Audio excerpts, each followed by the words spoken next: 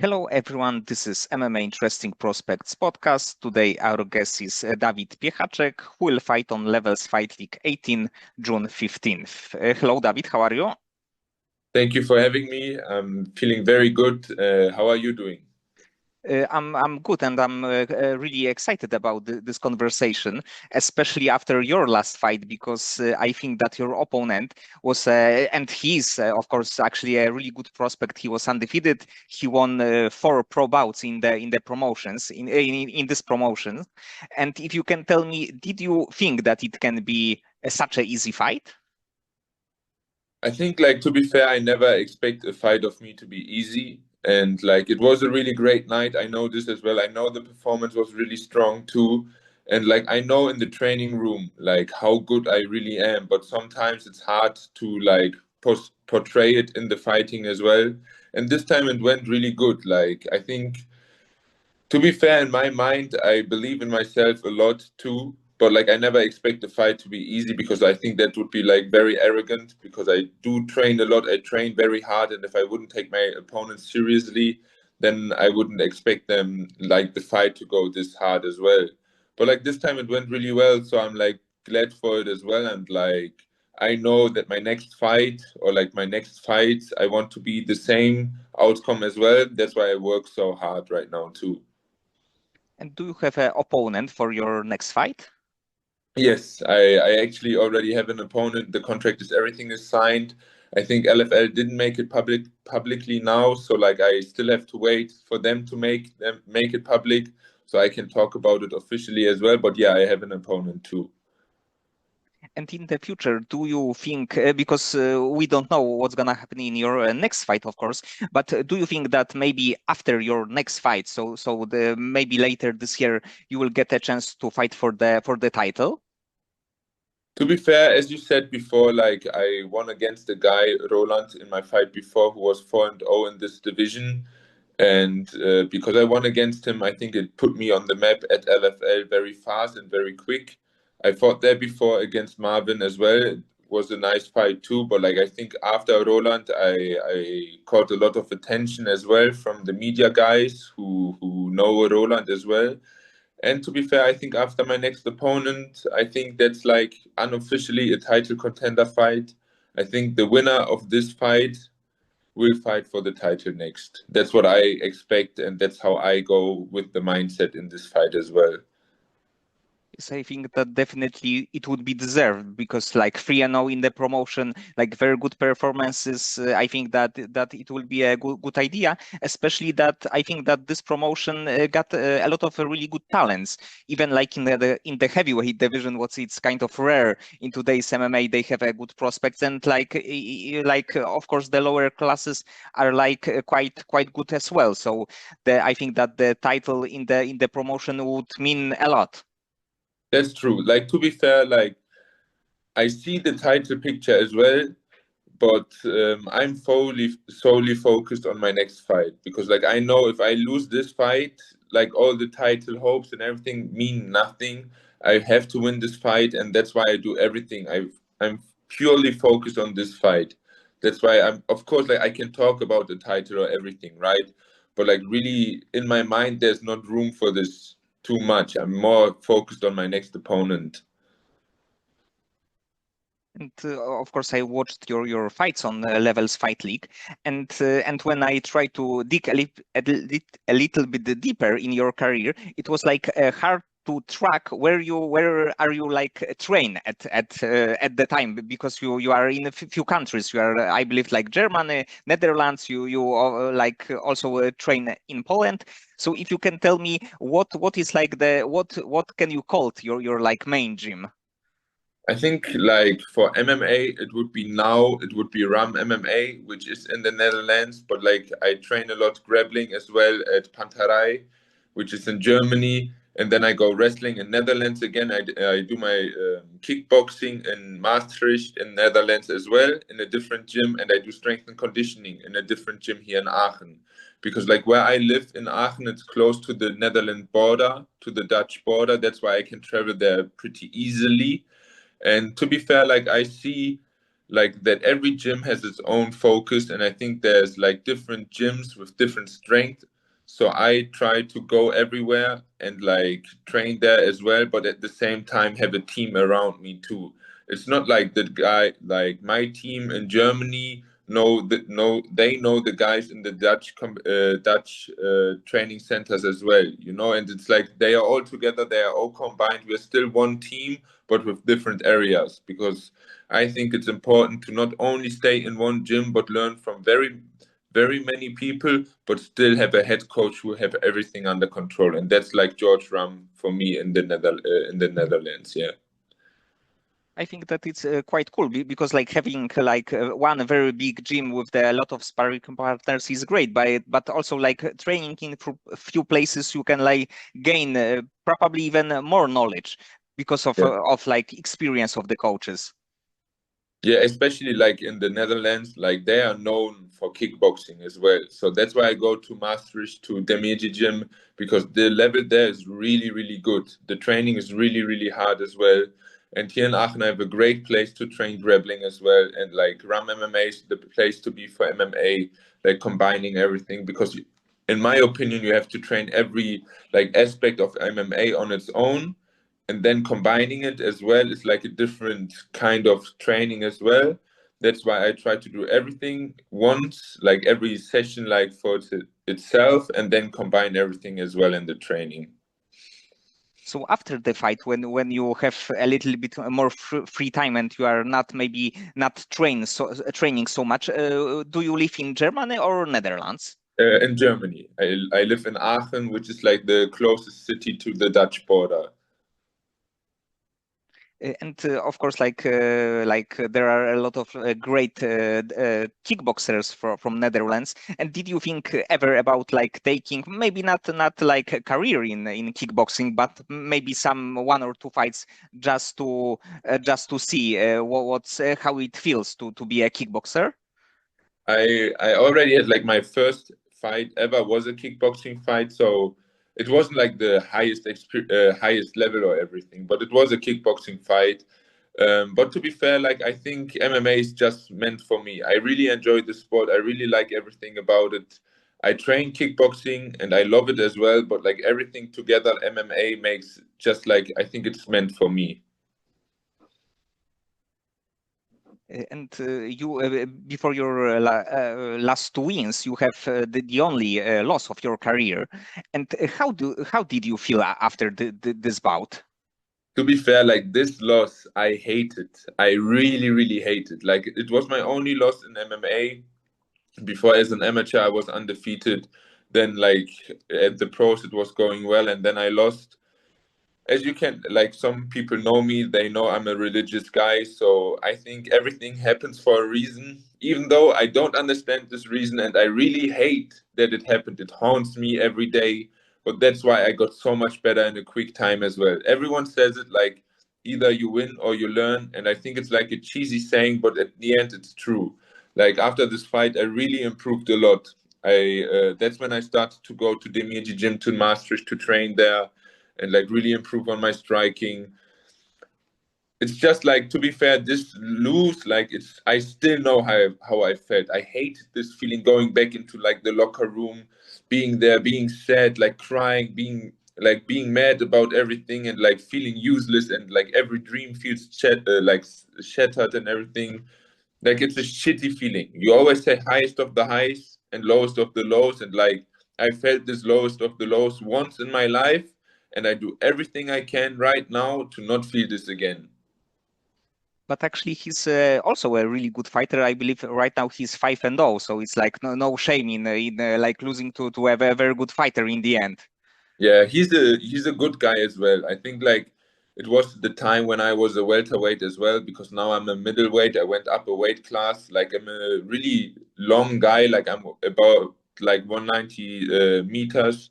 So like cutting down to 77 was always like really hard for me too. I think the stoppage was a little bit early, but at the end, it doesn't really matter. It's a loss. Like, I don't care at the end how I lost. At the end, I just lost. So, yeah, he's a great guy. I wish him all the best. To be fair, I would love to fight him again. Like, if it would be ever possible, like if he goes to 84 kilos or something, I would love to fight against him again, just because it's nothing personal against him, but it's still something personal for me because like it hurts so much getting this loss. I believe that it's always like easier for the fighter who lost to want a rematch because it's like even like Jose Aldo against Conor McGregor. For Conor, it probably would be hard to take a rematch because he wouldn't gain anything. But of course, I think like about like styles, about like skills. I think that this fight definitely it would be like a very good fight to watch. The rematch, of course. Yes, that's true. I think like I don't know where he is in his career right now. I know that he is not the biggest welterweight, so I don't know if he would ever go to 84 kilograms as a middleweight. But if he chooses to, I would welcome him with open arms because I really want this fight to happen again. And about your beginnings in the sport, how old were you when you thought that this is a life for you? I think like I was one of the guys who always was into combat sports. Like when I watched movies or everything, I was always like, these guys are like really. I looked up to them. I always found it was cool to do the sport, but like really starting was kind of hard to find something or like just really start. I was always like a fit guy. I played handball. I went to the gym and did fitness. Like I really went a lot to the gym as well. At one point, I was 110 kilograms of just trained muscles and everything. And it started when I watched the movie about like Jose Aldo as well. And then I was like, okay, I really, really, really want to go try it. And the same day, I just signed into like a gym, and that's when I started training. It was about like I think 8 years ago, and since then I'm training like almost every day, just like once a week. I try to rest when I go to church on Sundays, and all the other days I train twice a day. It's like I'm really obsessed. I really know I have to catch up sometimes as well with the time because I started late. I started with like 18 years old, but at the same time I'm like too hungry, like I'm really, really, really hungry, and I really want to go far with this sport. I want to live from this sport and go far. So that's why I invest everything I have right now in this. And at the beginning, what was like the toughest part for you to learn? I think, to be fair, like mentality, I think I always had this fighter mentality, so I didn't really have to like get into this fighter's mind or something. I always was there. Skills wise, I think like because I was always a sporty guy, I always did a lot of sports. I think like I have an athletic build as well, so I could like really adapt fast. But I think the hardest part for me was, to be fair, like combine everything. Like if you look at MMA, you can be a great kickboxer and you can be a great wrestler and a great grappler.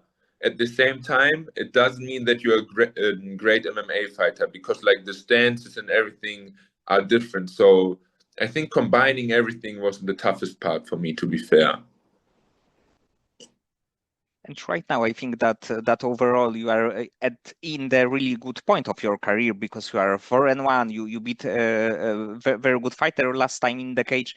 But when you are thinking about your like future in next few years, do you see like the UFC as the ultimate goal for you? And if yes, when would you like to see yourself there? I think, of course, every fighter, like honestly, every fighter who starts fighting, he wants to go to the UFC. It doesn't matter like if you get a lot of money from a different organization. Everyone is like, okay, if I can make it to the UFC and make good money there, I would choose this path. So of course, that's why I'm settling. I don't settle for less. Like I really want to go there. I want to become a big name, and of course, in my mind, I'm still saying like I'm going to become a champion there too. Like I don't settle for less. I try to be like, in my mind, I'm becoming one of the greatest MMA fighters of all time.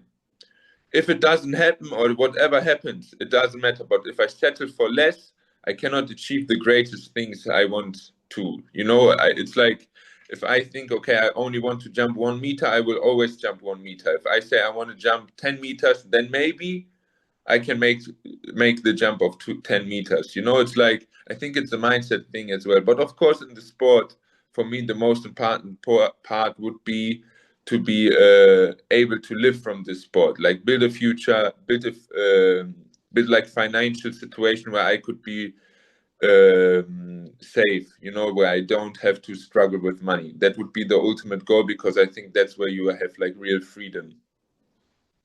And it's kind of crazy when like fans can see good fighters on the like regional level in the UFC, and then they still have a job. Like there are like promotional champions, there are super close to being signed in the UFC, and in the end, in like weekdays, they need to work. I think that like fans should really appreciate a lot the people with a lot of skills who are doing like two lives even in the same time. Yeah, to be fair, like I have the feeling I have many lives in one life, because I work as well. I'm a physiotherapist, so I work every day for 8 hours. So if someone follows me on Instagram, they know like I wake up at 5 something, like 5:10. I go to the gym. From there, I go to work. Then I go home maybe, or I go to the next training immediately after work. And that's basically what I do.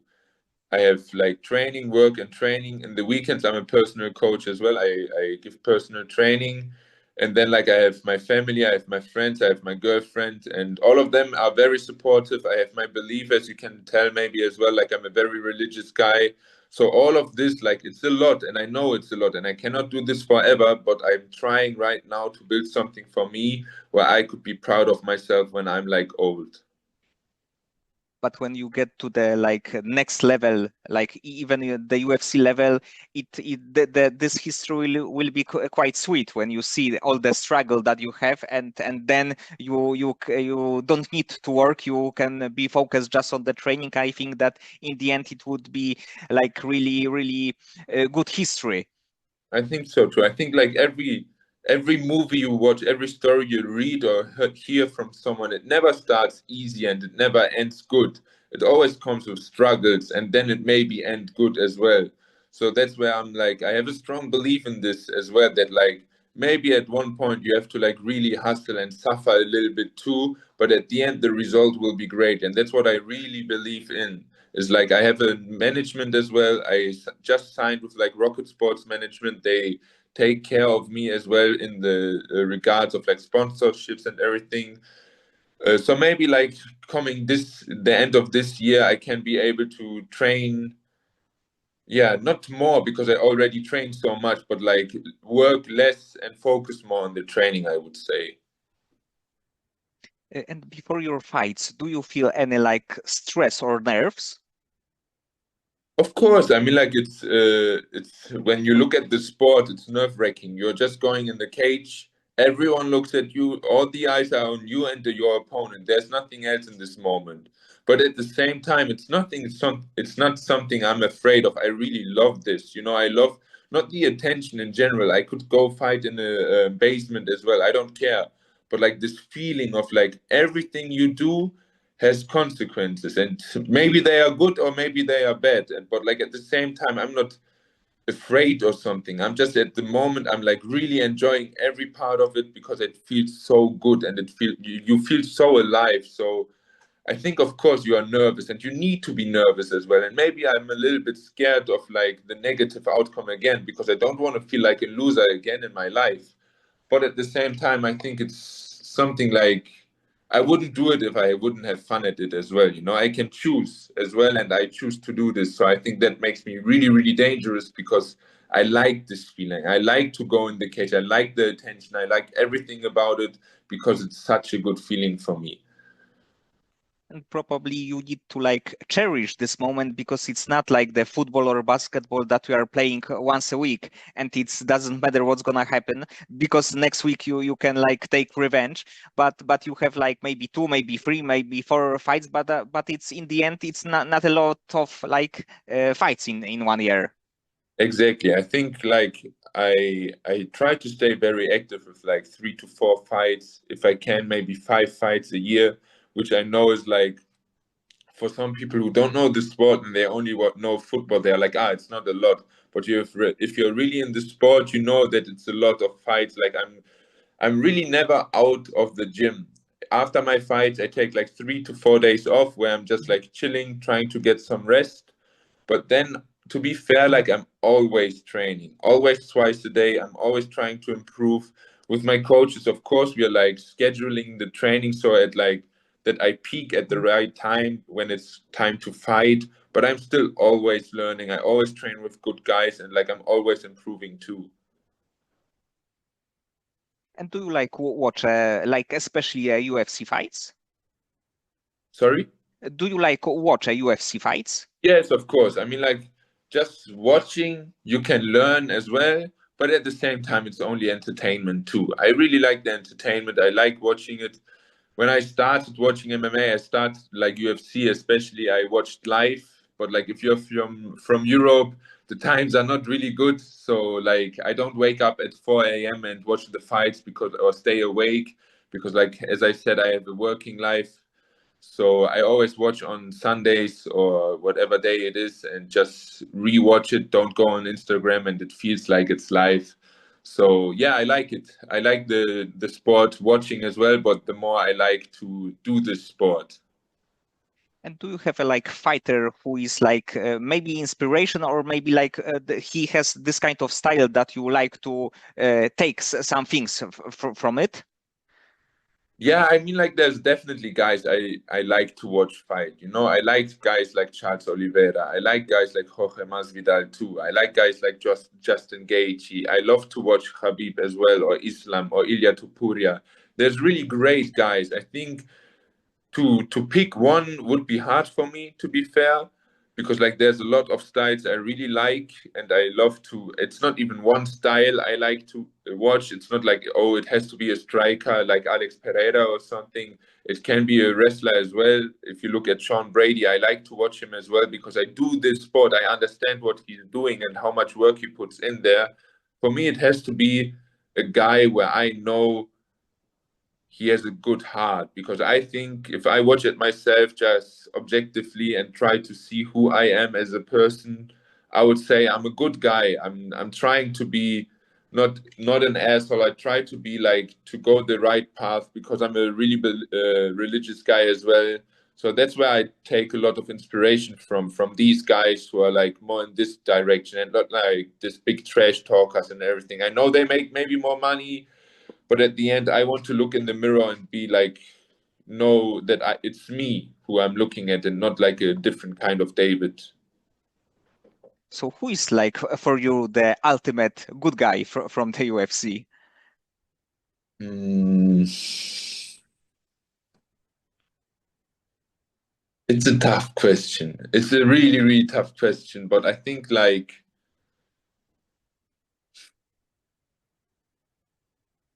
I don't think I can give you one answer, to be fair. To be fair, like I think it's too hard for me to choose one ultimate guy. I know you always like you want one answer, but it's right now out of my mind, it's hard for me to say something. Yes, yes. I just thought that maybe like my first thought was Damian Maya because he seems always like the really good and respectful guy, and the second thought was like Stephen Thompson because he's always like smiling and overall a good guy. Yeah, I mean, like, to be fair, they are nice guys, but like now I'm saying something else than I said before, but at the same time, they are a little bit too nice, maybe as well. Like I have the feeling when I step into the cage, I leave a little bit of that kindness and everything. I leave it outside of the cage. Like when I'm in the cage, I'm not a nice guy. I'm not thinking, oh, I hope my opponent feels good, or I hope like I don't hurt him or everything. Like in this moment, I really, really go into a dark mode, and I think that's what makes me a good person as well, is because I can just do it in the cage. I like the intense guys. For example, if you look at Robert Whittaker, you see he's a nice guy. For example, he's a nice guy, but if he steps into the cage, you can tell he's meant for it. He's like going for it. He's intense, and I think that's what I am as well. Like I'm a nice guy outside of the cage, but inside of the cage, I don't really like the glove touching anymore or everything. Like it's kind of going. Like if we're in the cage, we are fighting. It's not like a sport. We are like literally fighting for life or death. Okay, David. So many thanks for the time and for conversation. I hope that in June you will get a third win in Levels Fight League, and maybe the title will be next for you. I appreciate it really a lot. I always appreciate interviewers as well, or like podcasts or MMA pages or everything, because like you help me as well at the same time. I hope I'm helping you as well, like with the talks and like maybe getting some attention on social media or everything. But like at the same time, you're making the sport bigger as well. Even if it's just two more people who know me after this interview, it's still two more people, and I enjoy every second of it, and I appreciate every person who supports me as well. So very much thank you for you. And like you pronounced my name correct because you're from Poland as well. Because everywhere I go, everywhere I have like an announcement or everything, they fuck up my name so bad, it's crazy. They always say like Piechaczek or something. So like really much appreciated that from Poland came some love back to me as well, because I really, really am proud to be Polish too. Yes, but I believe that from the people from other countries, it had to be like really tough one.